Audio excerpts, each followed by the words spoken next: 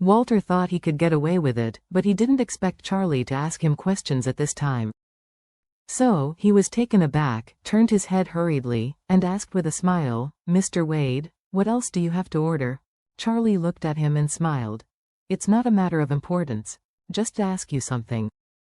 Walter breathed a sigh of relief and hurriedly said, "Mr. Wade, just ask." Charlie nodded slightly and smiled and asked, "Mercury dichloride, do you know what it is?" Walter snorted in his heart and replied with pretending surprise on his face, "No, I don't know. What is mercury dichloride?" At the moment of speaking, Walter suddenly had a sudden heart drop. With excellent psychological quality, he made his expression not much obvious. However, Charlie still noticed the imperceptible stiffness and panic on his face. Almost at this moment, Charlie concluded that Walter must be inseparable from the poisoning of Doris's father. Therefore, Charlie's expression became gloomy at this moment. He grabbed Walter by the collar and sternly shouted, "If you tell the truth, I will let you die a little bit faster." Walter shook his head, again and again, blurting out his innocence. Said, "Mr. Wade, are you making a mistake? I don't understand what mercury dichloride is. Why did you catch me again because of this?" Doris was also shocked. Just now, when Charlie asked Walt suddenly if she knew what mercury dichloride was, she felt a little bit in her heart. She was shocked because she had never thought that her father would be killed by Walter.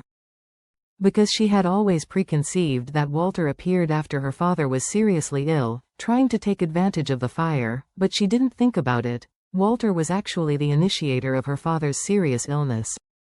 So at that moment, she looked at Walter without blinking, hoping to see if he was lying. However, Walter's expression management ability is still very strong, so that Doris really did not see anything abnormal from his face. Therefore, at this moment, she even doubted whether Charlie had made a mistake.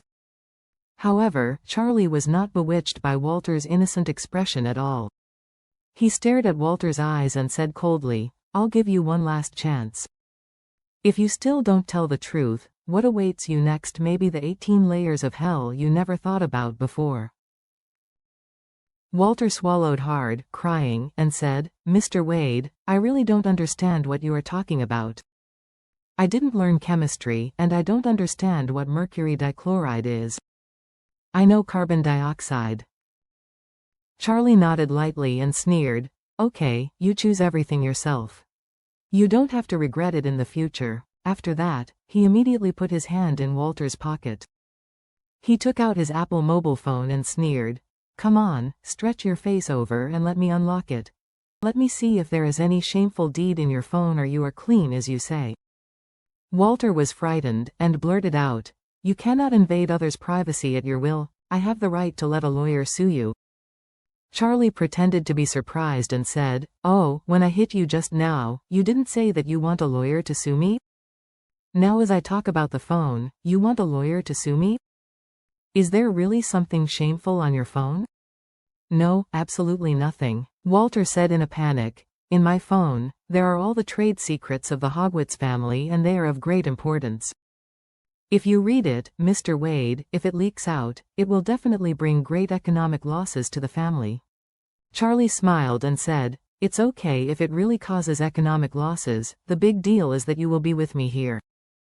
I am already contented with my own money. For one thing, I, Wade, never lack money." Walter wanted to find an excuse to refuse, but Charlie had already pointed the front camera of his phone at him. I have to say that facial recognition on mobile phones is really easy to use.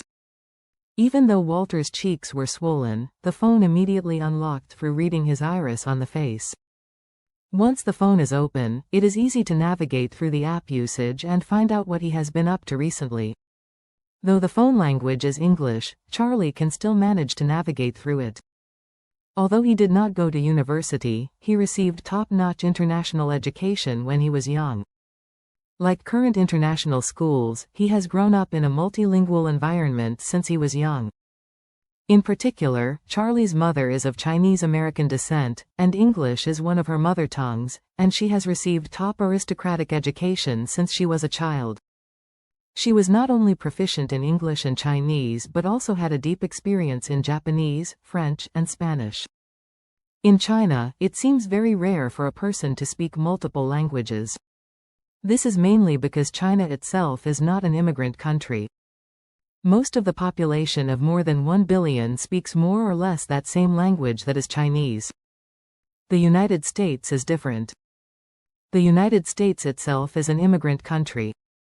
There are many English-speaking Europeans and many Chinese-speaking Chinese. Because it is very close to Mexico, there are many Spanish speakers as well.